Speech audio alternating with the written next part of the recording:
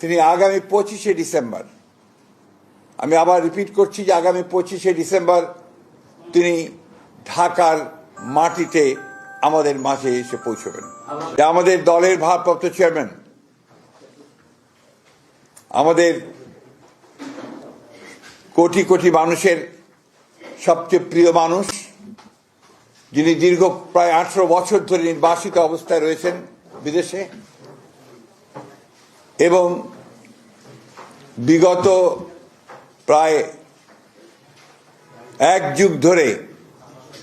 তিনি গণতান্ত্রিক আন্দোলনকে নেতৃত্ব দিয়েছেন এবং আমাদের দলকে নেতৃত্ব দিয়েছেন এবং আমাদের যে গণতন্ত্রের উত্তরণের যে ছাত্র গণ অভ্যুত্থানের নেতৃত্ব দিয়ে আমাদেরকে সাফল্যের দ্বার প্রান্তে পৌঁছে দিয়েছেন। আমাদের সেই সংগ্রামী নেতা, এই দেশের গণমানুষের অত্যন্ত প্রিয় মানুষ জনাব তারেক রহমান, আমাদের দলের ভারপ্রাপ্ত চেয়ারম্যান, তিনি আগামী 25শে ডিসেম্বর, আমি আবার রিপিট করছি যে আগামী 25শে ডিসেম্বর তিনি ঢাকার মাটিতে আমাদের মাঝে এসে পৌঁছবেন।